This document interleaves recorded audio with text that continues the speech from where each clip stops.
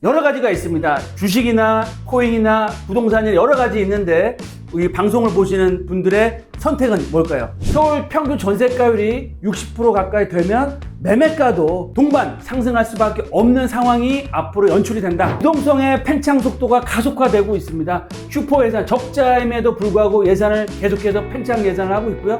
거기다가 100조가 넘는 정책 자금을 쏟아 부을 예정입니다. 거기다 글로벌 양적 완화, 이런 대세 상승장에 정말 멀뚱멀뚱 바라만 보지 마시고요. 내가 할 수 있는 범위 내에서 최선의 선택을 할 수 있는 그런 투자자가 되십사라고 말씀을 드렸고요. 특강 시간에 정말 소액으로 앞으로 최고의 아파트가 될 수 있는 용산, 한강변, 또 역세권 활성화 사업 할 수 있는 지역 다양하게 준비되어 있으니까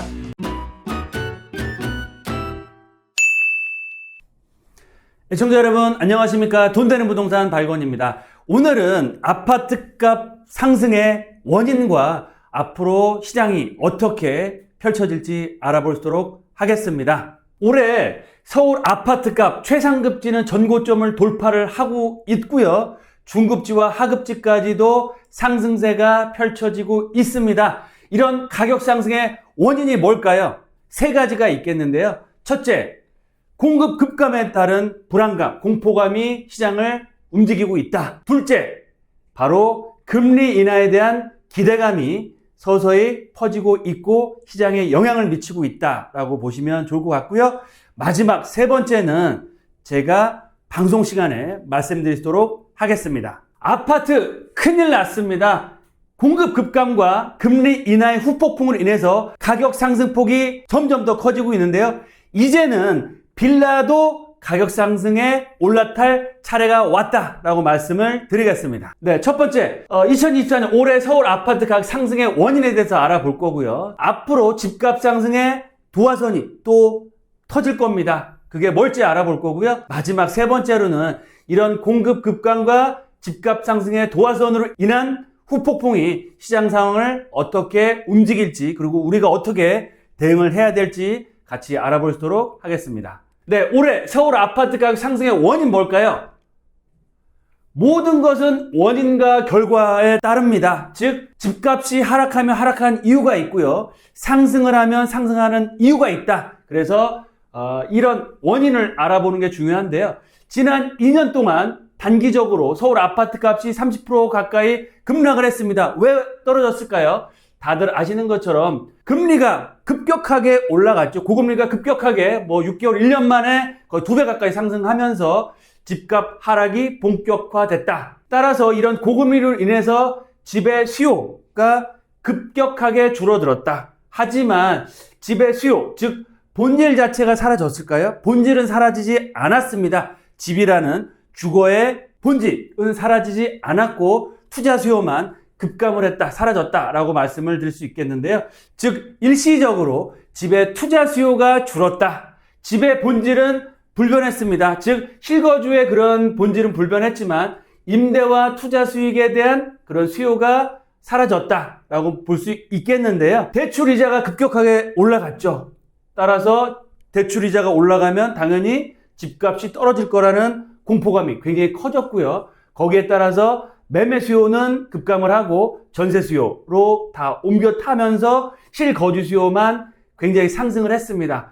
하지만 전세가가 2년 넘게 올라가고 있고요. 매매가 하락이 됨에 따라 갭 축소가 되면서 앞으로는 임대뿐만 아니고 투자 수요도 커질 수밖에 없다. 지금까지는 거의 실수요자 위주의 시장이었지만 앞으로 임대와 특히 투자 수요가 서울의 주택시장으로 옮겨올 수밖에 없는 상황이다 라고 말씀을 드리겠습니다. 올해 2024년 서울 집값 상승의 근본 원인 제가 말씀을 드렸죠. 두 가지는 첫 번째 뭐다? 바로 공급 부족, 공급 급감에 따른 공포감, 불안감에 의해서 가격 상승을 하고 있는데요. 전세가 상승, 매매가 상승 계속적으로 이루어지고 있습니다. 왜 그러느냐? 문재인 정부에서 특히 서울의 정비사업, 재건축과 재개발, 특히 재건축 같은 경우는 거의 하지 못할 정도로 규제가 심했습니다. 그리고 급격한 금리 상승으로 인해서 원가가 많이 올랐죠. 금융비용, 건축비 여러 가지가 올라서 공급 부족이 점점 더 심화가 됐고요. 거기에 따라 분양가도 급격하게 올라가는 추세를 보이고 있다. 이런 분양가 상승은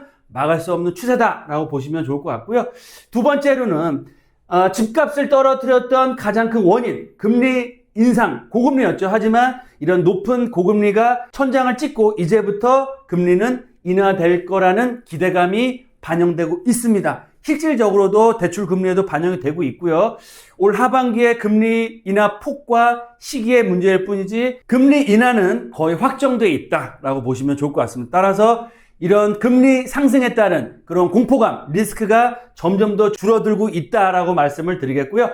마지막 세 번째로는 우리가 느끼질 못했다 뿐이지 정말 어마어마한 유동성이 지금 시장에 풀리고 있습니다. 앞으로 더더욱 풀릴 겁니다. 그래서 유동성 증가에 인한 화폐 가치 하락과 자산 가치의 상승이 보이지 않게 시장에 반영이 되고 있다라고 보시면 좋겠습니다. 두 번째, 앞으로 집값 상승의 도화선이 뭘까요? 바로 금리 인하입니다. 고금리에서 초저금리, 제로금리까지는 아니지만 중금리까지로는 하락이 될 거라고 생각이 되고 있고요. 집값 하락에 대한 리스크가 감소하죠. 금리가 떨어지면 집값은 더 이상 빠지지 않고 올라가겠다라는 그런 리스크가 줄어드는 거고요.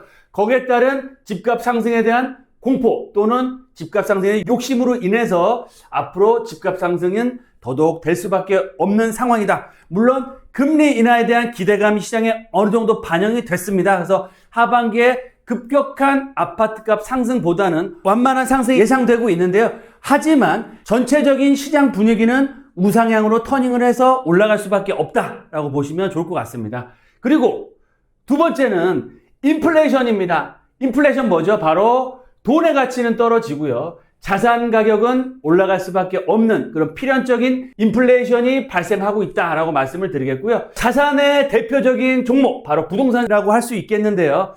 최고의 인플레이션 대비책은 뭘까요? 여러 가지가 있습니다. 주식이나 코인이나 부동산이 여러 가지 있는데 이 방송을 보시는 분들의 선택은 뭘까요? 뭐 코인도 코인이겠지만 주식을 예를 들어서 말씀을 드리면 저는 주식을 하지는 않습니다. 근데 시세, 종합주가지수라든지 대표적인 뭐 삼성전자나 반도체 주식이나 이런 주식들만 좀 시세만 보고 있는 상황인데 예를 들어서 HBM 반도체 장비주의 최고 대장주라고 할 수 있는 한미 반도체 예를 좀 보면 불과 2달 전에 거의 20만 원대를 찍었습니다. 하지만 2달 만에 거의 40%가 빠졌고요. 지금 반등을 하고 있지만 19만 6,200원에서 2달 만에 12만 6,800원대로 빠졌습니다. 거의 35%가 하락을 했는데요. 예를 들어서 내가 1억 원어치를 사놨다라고 하면 정말 반도체 핵심 대장주라고 할 수 있는 한미 반도체까지도 40%가 빠졌습니다. 4천만 원의 손실이 났다라고 할 수 있겠는데요. 이런 정말 큰 리스크가 있는 주식 투자, 인플레이션의 대비책으로 선택하기 굉장히 어렵습니다. 그렇죠? 그리고 주식 같은 경우는 수익이 증가함에 따라서 주가가 거기에 연동돼서 올라가주면 괜찮은데 수익은 증가한다고 하는데 매도 물량이 터져서 가격이 빠지거나 우리가 생각할 수 없는 대내외적인 변수로 인해서 변동폭 자체가 너무너무 큽니다. 그래서 우리가 뭐 소액은 모르겠지만 큰 금액을 투자를 해서 내 자산을 지키고 내 자산을 늘려야겠다라고 하기에는 너무너무 큰 리스크를 가지고 있다라고 보시면 좋을 것 같고요. 이런 큰 리스크에 정말 소중한 돈을 투자하지 마시고요. 정말 안정적으로 중장기적으로 큰 수익을 볼 수 있는 부동산, 서울에서도 핵심적인 부동산에 투자를 하셔라라고 꼭 말씀을 드리겠습니다. 그리고 제가 올해 집값 상승의 세 번째 요인 말씀을 드렸죠. 유동성입니다. 폭발적인 돈의 양이 늘어나고 있다라고 말씀을 드렸는데요. 월별 시중 통화량 추이를 한번 보시면 작년 5월달 비해서 올해 5월달 보시면 작년에 3,785조 원에서 올 4월달에 4천조 원을 돌파를 했습니다. 1년 만에 6%가 증가를 했고요. 금액으로 따졌을 때는 229조 원이 증가를 했습니다. 그만큼 돈의 양이 늘어나고 있다라고 보시면 좋을 것 같고요. 특히 중요한 내용은 2024년 올해 4월 달에 처음으로 유동성 자체가 4천조를 돌파를 했습니다. 2021년 1월 달에 3천조였는데요. 3년 만에 정말 1,000조 원이 증가를 했습니다. 그만큼 놀라운 증가 속도를 보이고 있고 35%나 급증을 했다라고 보시면 좋을 것 같고요. 또 한 자료를 보시면 M2 유동성을 보시면 지난 10년 동안 통화량 증가를 보시겠습니다. 2014년도에 2,000조 원이 안 됐는데 10년 만에 4,000조 원을 돌파, 2배가 늘었다. 돈의 양이 그만큼 엄청나게 늘어나고 있고요. 돈, 즉 유동성이 시중에 풀리면 풀리고 많으면 많을수록 어떻게 된다? 인플레이션은 일어날 수밖에 없고요. 돈의 가치는 하락하고 반대인 자산 가격, 부동산 가격은 올라갈 수밖에 없는 상황이다 라고 보시면 좋겠습니다. 세 번째, 앞으로 공급 급감의 후폭풍이 몰아칠 겁니다. 본격적인 공급 급감의 후폭풍은 시작도 안 했습니다. 아직 공급 급감이 본격화되고 있고요. 인허가 착공 물량, 입주 물량, 정비사업, 재건축 사업에 브레이크가 걸리면서 입주 물량이 급감을 할 예정입니다. 데이터를 보시면 아시겠지만 올해와 내년은 3만 가구 이상이 입주를 해서 어느 정도 수요를 좀 충족시켰을 수 있겠지만 서울의 1년 적정 수요가 4만 5천에서 6천 정도 되는데요. 2026년도부터는 아예 입주 물량 자체가 거의 없는 수준까지 떨어진다. 그 얘기는 뭐냐면 앞으로 1, 2년 후에는 서울의 새 아파트를 정말 만나볼래야 만나볼 수 없을 정도로 공급 급감이 되고 있고요. 아파트도 이렇게 심각한 상황이지만 비아파트, 빌라나 오피스텔, 도생 같은 경우는 아파트보다 더 심합니다. 지금 인허가가 거의 10분의 1 토막까지 난 상태라서 내년부터는 정말 비아파트를 찾기가 정말로 어려워진다라고 말씀을 드리겠습니다. 거기에 따라서 전세가 급등을 하죠. 전세가 급등을 하기 때문에 최근 올해 들어서 매매 수요로 전환이 많이 되고 있습니다. 거기다가 전세가가 올라감에 따라 갭 투자에 대한 그런 투자 수요도 증가할 수밖에 없고요.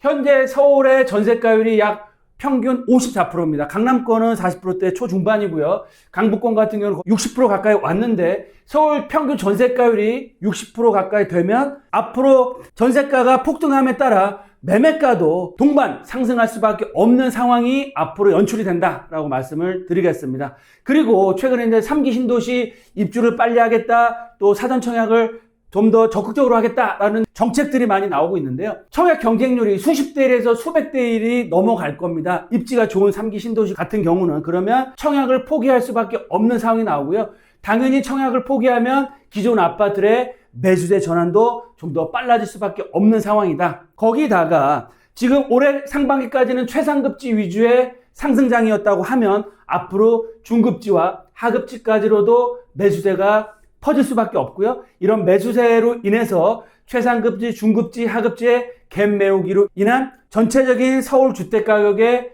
상승이 될 수밖에 없는 상황이다. 또한 마지막으로 유동성의 팽창 속도가 가속화되고 있습니다. 슈퍼 예산, 적자임에도 불구하고 예산을 계속해서 팽창 예산을 하고 있고요. 거기다가 100조가 넘는 정책 자금을 쏟아 부을 예정입니다. 거기다 글로벌 양적 완화 더욱더 심화되고 있습니다. 우크라이나와 러시아 간의 전쟁으로 인한 군비 확장에 따른 양적 완화, 또 미국 제조업을 살리기 위한 IRA라고 해서 거의 100조가 넘는 200조 가까운 금액을 미국이 풀고 있고요. 반도체 경쟁으로 인해서 미국, 대만, 일본, 한국, 중국 할 거 없이 어마어마한 정책 자금 글로벌 양적 완화를 하고 있습니다. 그 자료를 좀 말씀드리면 2024 올해 하반기 정책 방향을 보면 공공부문에서 15조 원을 확대할 예정이고요. 특히 부동산 PF 시장 안정화를 위해서 94조 유동성을 공급한답니다. 그래서 정부가 부동산에만 120조를 더 풀고요. 금리 인하에 유동성까지 터진다고 했을 때는 앞으로 서울의 주택가격 상승은 불보듯 뻔하다라고 말씀을 드리겠고요. 산업은행 회장도 발표를 했습니다. 첨단 전략산업 OLED라든지 아니면 전기 배터리라든지 반도체 산업 정책 자금을 2, 3년 안에 정책 자금을 100조 원을 공급하겠다. 이런 어마어마한 정책 자금과 유동성 자체가 시장에 풀리게 돼 있습니다. 그렇게 되면 말씀드린 것처럼 공급 급감 그리고 금리 인하 거기에 플러스 알파 유동성 폭탄이 합쳐질 때는 앞으로 서울 부동산은 정말 상상할 수 없을 정도로 급등할 수 있는 가능성이 점점 더 커지고 있다라고 보시면 좋겠습니다. 네, 마지막으로 대응 전략을 살펴보겠습니다. 지금 최선의 선택이 있고요. 최악의 선택이 있습니다. 과연 뭘까요? 여러분들은 어떤 선택을 할까요? 최선의 선택은 내가 투자할 수 있는 범위 내에서 정말 가장 좋은 입지의 아파트나 빌라를 사는 게 최선의 선택이 될 거고요. 최악의 선택은 뭐다? 가만히 현금만 들고 있는 게 최악의 선택이다 라고 말씀을 드리겠습니다. 두 번째, 무주택자는 적극적으로 청약을 하셔야 됩니다. 하지만 가점이 되는 분들만 청약을 적극적으로 검토하시고 하셔야 되고요. 가점도 안 되는데 희망회로만 돌리지 마시고 청약 가점이 안 되시는 분들은 정말 현실적인 대안을 바로 찾으셔야 된다라고 말씀을 드리겠고요. 세 번째로 1주택자는 어떻게 하셔야 되느냐? 가능한 범위 내에서 최대한 상급지로 갈아타기를 하셔야 됩니다. 갈아타기 타이밍이 늦었다라고 볼 수 있겠지만 이제 올 하반기에는 대출 규제와 집값 단기간에 상승에 따른 피로감으로 인해서 최상급지 아파트 가격은 조금 보합세를 유지할 가능성이 높습니다. 그에 비해서 중급지와 하급지의 가격 갭매우기가 시작이 될 텐데요. 그런 타이밍을 이용하셔서 내가 보유하고 있는 집을 매도를 하시고 더 상급지로 갈아타게 하는 전략을 하시는 것도 굉장히 좋은 투자 방법이다 라고 말씀을 드리겠고요. 마지막으로 투자자 입장에서 투자금이 크신 분이 있을 때고요. 투자금이 작으신 분이 계실 겁니다. 투자금이 크신 분들은 당연히 재건축이 가능한 지역 투자하시면 될 것 같고요. 투자금이 작다라고 하시는 분들은 그냥 현금만 들고 있고 정말 포기하지 마시고요. 재개발이 가능한 지역, 재개발이 서울에서 앞으로 신축 아파트를 공급할 수 있는 방법은 재건축이나 재개발밖에 없기 때문에 미래의 신축 브랜드 아파트를 내가 산다라는 생각을 가지시고 재개발 지역을 공략을 하시고요. 입지, 즉 사업성이 잘 나올 수 있는 좋은 입지 아니면 좋아질 수 있는 입지, 거기다가 재개발, 이 확정된 지역은 투자금이 많이 들어갑니다. 그래서 재개발이 될 수 있는 예정지에 비교적 소액으로 남들보다 먼저 소액 투자하시는 것이 제가 말씀드린 이런 부동산 대세 상승장, 즉 공급은 점점 줄어들죠. 금리 인하는 앞으로 시작될 거죠. 앞으로 유동성은 더더욱 풀릴 수밖에 없기 때문에 이런 대세 상승장에 정말 멀뚱멀뚱 바라만 보지 마시고요. 내가 할 수 있는 범위 내에서 최선의 선택을 할 수 있는 그런 투자자가 되십사라고 말씀을 드렸고요. 좀 더 궁금한 점 있으시면 언제든 저희 회사로 편하게 전화 주시고요. 특강 시간에